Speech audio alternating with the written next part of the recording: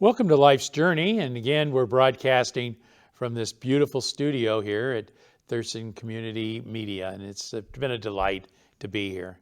We want to send some special greetings to all of our people that pay attention to the show and are involved in our Jenny Marie Wellness Program throughout Southwest Idaho, the mountains of Idaho, the eastern Oregon part of the equation, Baker City in Ontario, and of course Northwest Washington, which includes Seattle, Tacoma, La Push, and our corporate headquarters in Port Angeles. And we've opened a new center now in Olympia, the home of Thurston Community Media. So we're all over the place now, and that's exciting. We do know that a lot of people watch this program on the internet, and we appreciate that. We have a YouTube channel, and you can also go to our website at www.jennymarie, or it's actually Jenny M, like in mom, wellness.com. And there you can just click Life's Journey and you can look at any of our shows. And there's no charge for that. You have the access to our general shows. There's some specialized shows that we may do that are a little bit different, but Life's Journey's basic show are available there, and there's no problem in you accessing them.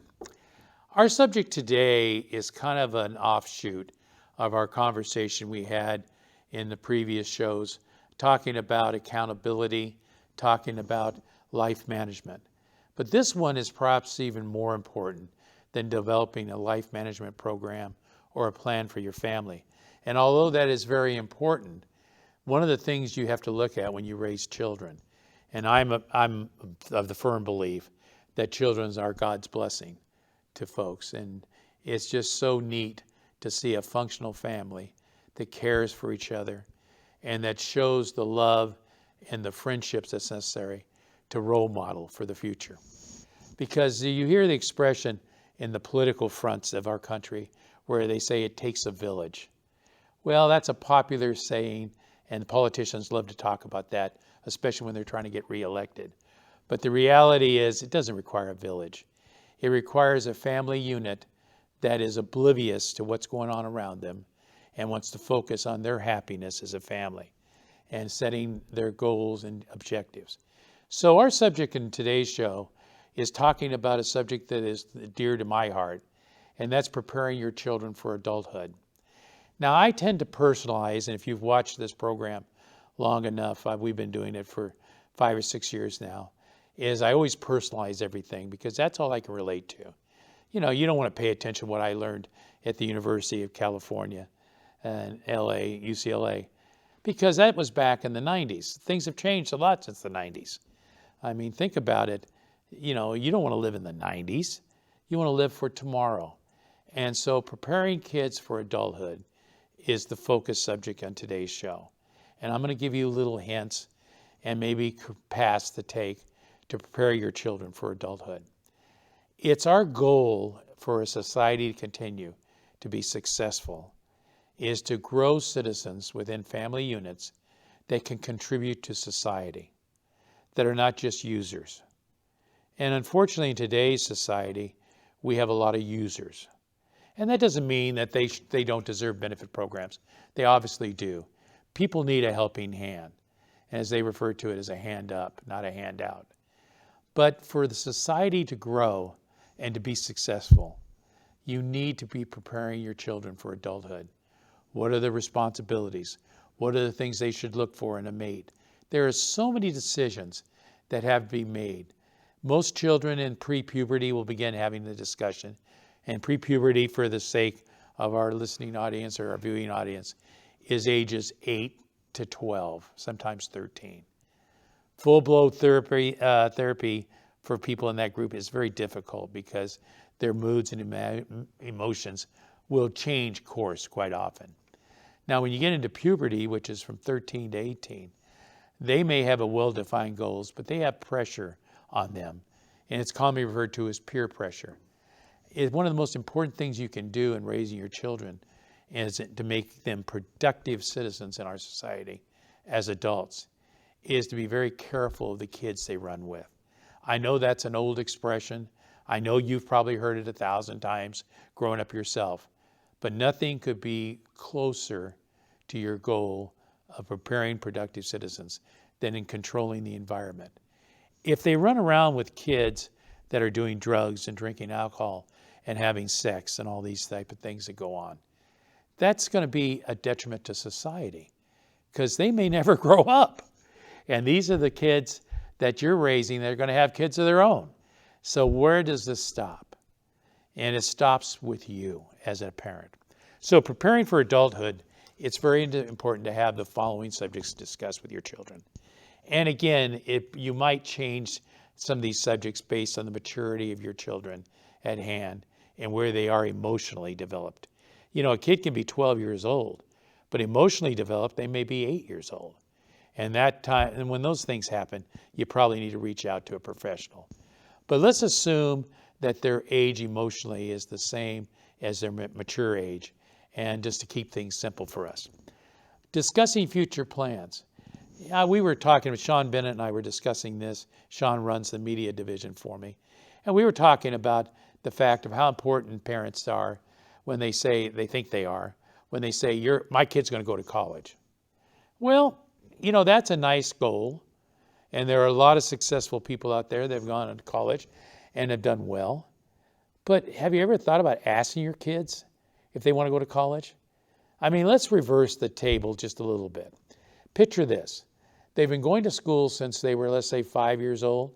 And some kids are doing preschool at 3 years of age, 4 years of age. And then they go through elementary school, which in most societies is 6th grade. Then they go through middle school, which is 8th grade. Then they graduate from high school, hopefully, knock on wood, and they end up in 12th grade. So they have had nonstop education, nonstop peer pressure, nonstop society expectations from the time they were 5 years old until they were 18. That's a lot. So when do you have the discussion about what they want to do in their future plans? Well, you start off with it in occupation. What do they want to be? If they want to be a doctor or a lawyer, then yes, they need to take some college courses or go to the university and receive the training and education necessary to fulfill that goal because there's certifications they have to have. But what if they want to be a plumber? Or what if they want to be an artist? Or what if they want to be a ball player? I mean, do you ask the question? Of course you do. And you should gauge your expectations as a parent on the educational level based on what your children want to do when they grow up. And get ready for the fact that they're going to change those expectations probably, by the hour because they don't know what they want to do in general. So have the discussion. It's a sit-down, focused discussion where there's no interference, and say to the person, and say, call the kid Johnny again. Say, Johnny, what do you want to do when you grow up? What's the type of occupation do you want to do? And what are the things you want to do in your professional life? Now, some of them, if they are immature, may laugh at you and get ready for that.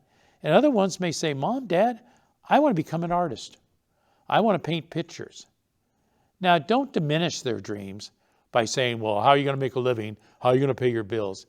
Because you're just throwing cold water over what it could amount to be, a hot fire. So why don't you just go ahead and do this? Why don't you say, okay, you want to be an artist.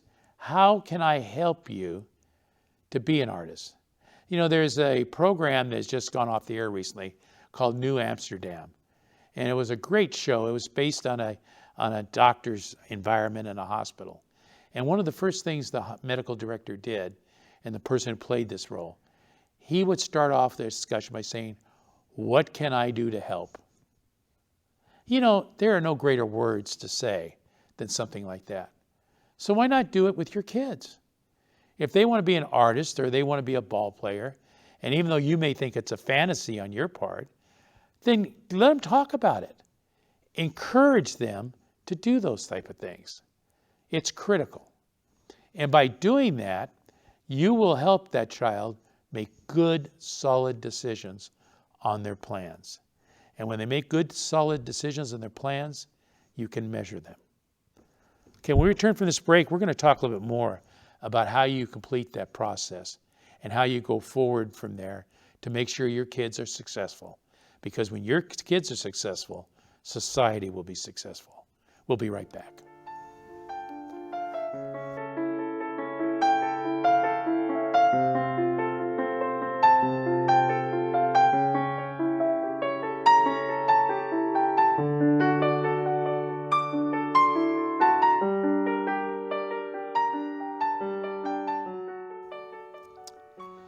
we took the break, we were talking a little bit about expectations for your kids' educational development and educational experience. Let's expand upon that just for a moment. Let's say that they want to do a goal or an objective, and you as a parent perhaps have the same occupation, or you're well aware of the fact of what it takes to get to that occupation. I use the example of being an artist. But one of the things that you can do, and it's absolutely critical, is to say to your child, look, I think that's a good goal to have. Let's work together to make it happen. And that way what your child hears is that the idea is not stupid. They hear that they have a partner, and they have the admiration, in a sense, of the most important person in their life, that be their parents. So all those are wins.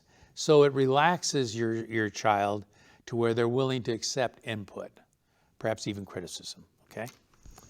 So here's the point I'm trying to make. You need to go and express to the child, to do these goals or to meet these objectives, you got to have a high school diploma. And they'll say, well, I can get a GED. Well, there's nothing wrong with GEDs.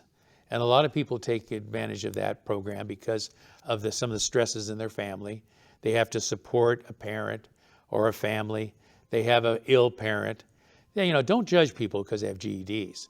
But if they have a normal circumstance of a normal operating family without these outside stressors, then explain to your child how important it is to graduate from high school. And that's a beginning point based on what they're going to do.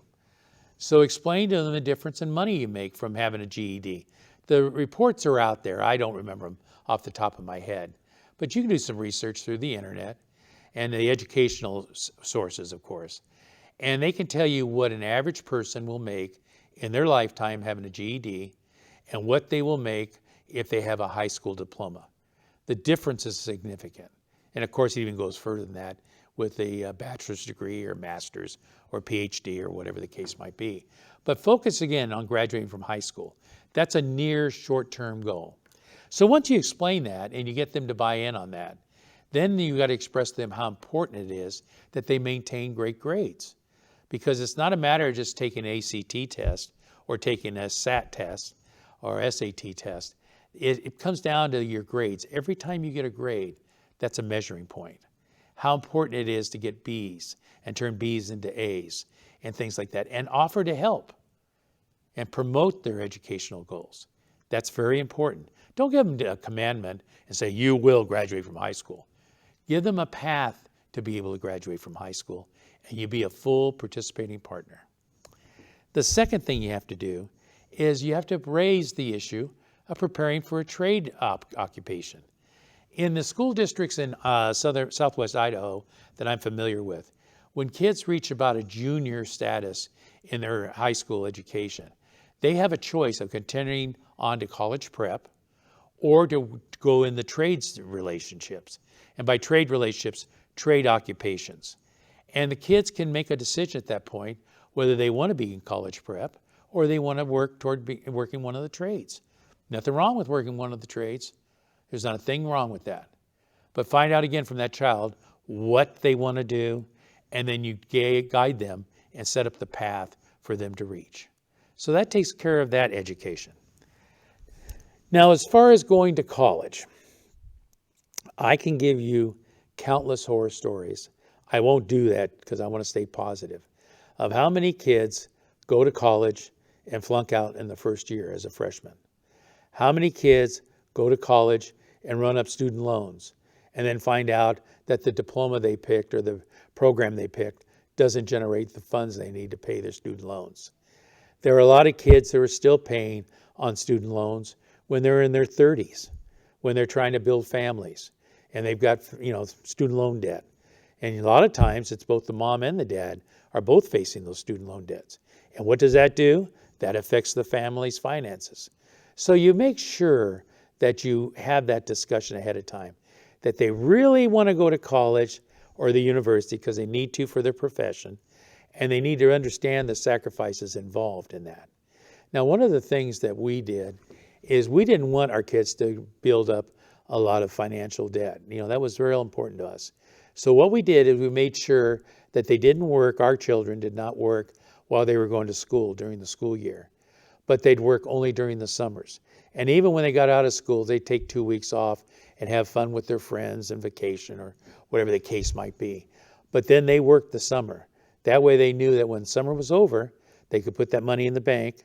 They've already earned it, and then they focus on their studies. I think that's a good philosophy to use. And if your families can afford that, I think that's where you should start. But this is a discussion you have when your children are sophomores and juniors in high school.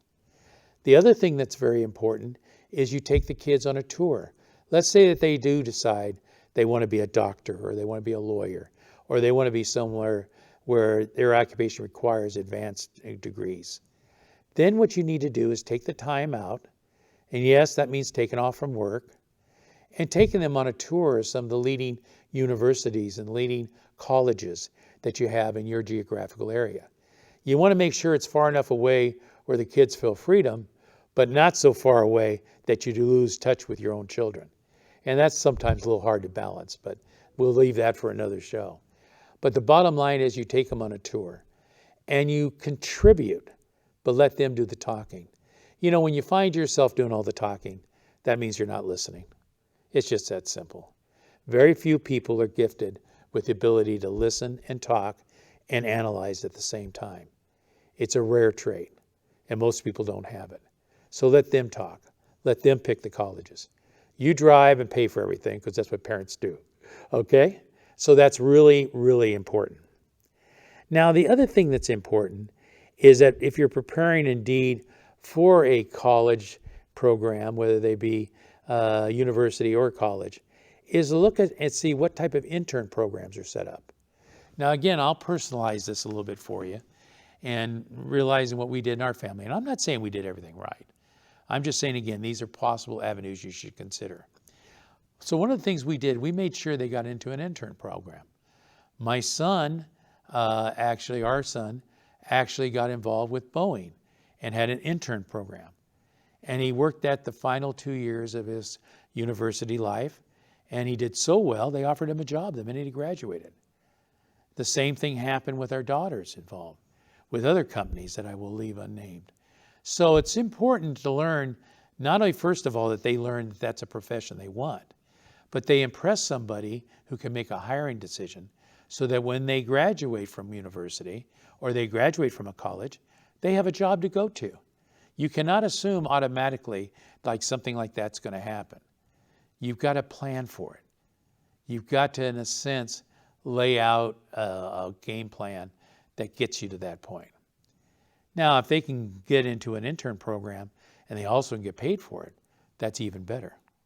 Now, there are a few school districts, I know this is true in Washington and somewhat in Idaho, where you can actually go to high school and get college credits by going to a local community college. Research those, get those out there. Because as you all know, if you've been through colleges or universities, your first 2 years are taking care of basics. And it doesn't matter where you get the basics done, at a full-fledged university, or if it's a junior college or a city college, or what the terminologies may be. Because once those are done and complete, then that's put in the bucket and it's done. Then you can work on your major, or what is going to be your profession. What are you going to pick to grow and become that productive citizen that we started this program off with? So those are important factors that, again, you as a parent should take a leading role, but listen to your children and they can tell you what they want to do. Because realize this, you don't want to wake up sometime and they say, well, I'm 18, I'm a legal adult, I don't have to do what you say. Why go through that? There's no sense in going through that argument.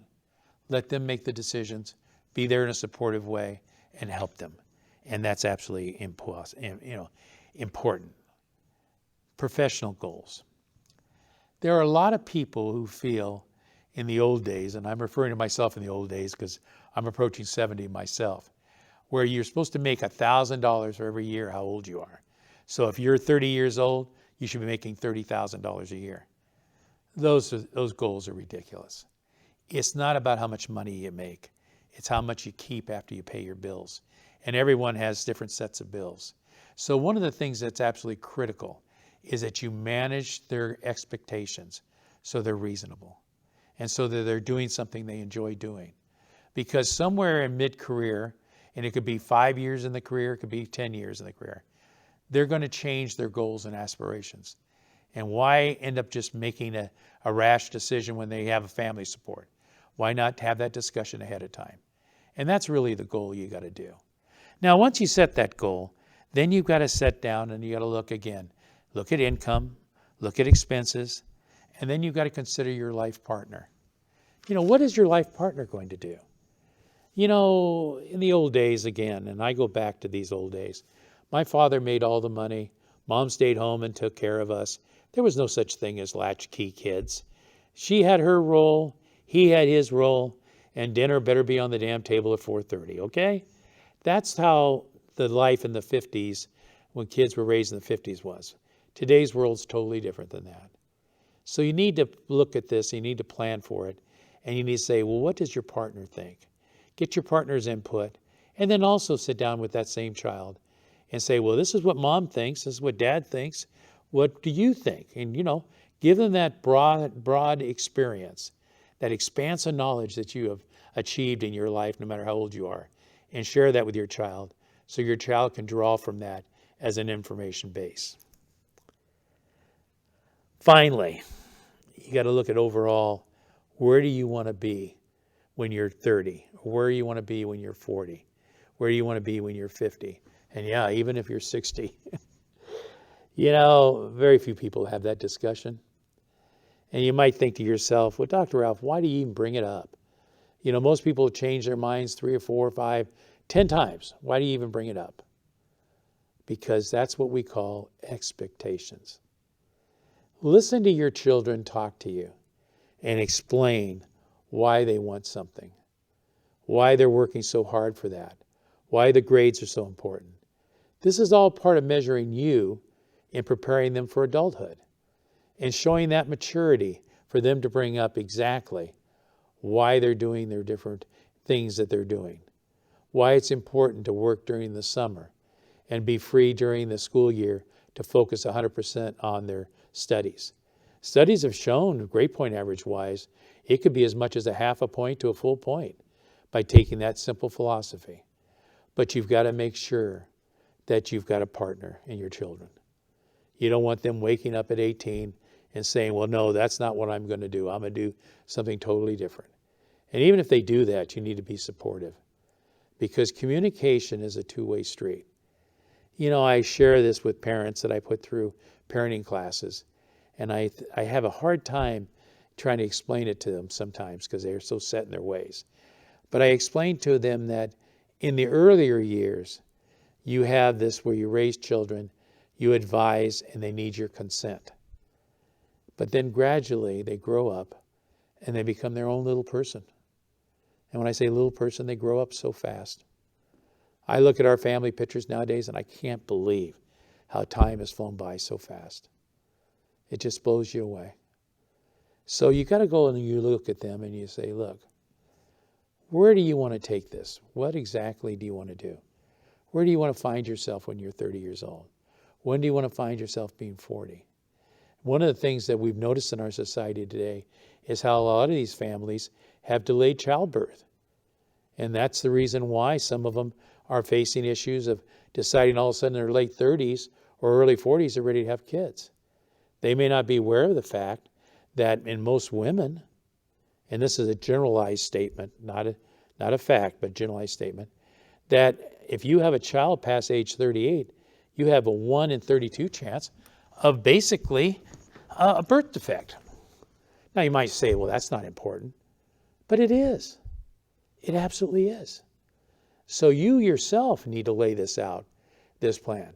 The last child we had was at age 38, and that was our Hillary. And she's now 30. So these are the things that you have to lay out. And when they start getting married or they start having a significant partner, they start talking about the family unit of having children and whatever the case might be. And again, everybody's moral belief is different on this, so I won't jump into that pool at this point. But I think that one of the things that's kind of important is the kids need to see the big picture. And you need to be the one to bring it up. You need to bring it up and say, look, when you're at age 30, where do you expect to find yourself? What's your plan? and have them ask that question of themselves and then come back to you with an answer. Why is that important? It's important because you need to show that you're a full partner, just like from life management to preparing adulthood, that you're a partner in this equation. You're not a detriment. You're not someone sitting there and saying no. You're saying a simple statement like we talked about with New Amsterdam. How can I help you? And that is the most important question you can ask. And when you ask that question, be sincere. Don't be conniving and just say, well, I'm going to ask you just to see if they're thinking. No. Because you know what? They may surprise you. They may say, well, Mom, Dad, I need to take a year off just to travel, just to clear my head. And what do you do when you get that question? What you should do is say, okay, that's fine, but let's make sure you're enrolled, for that fall semester a year from now so that you're ready to go. And go take your year and have fun and make sure you have the money to pay for it because it isn't cheap to travel nowadays. But that's how you handle it. That's how you prepare kids for adulthood. And if you can follow these few points that I've listed to you in this show, you're going to be successful. And when you're successful, your kids are successful. And when your kids are successful, society is successful.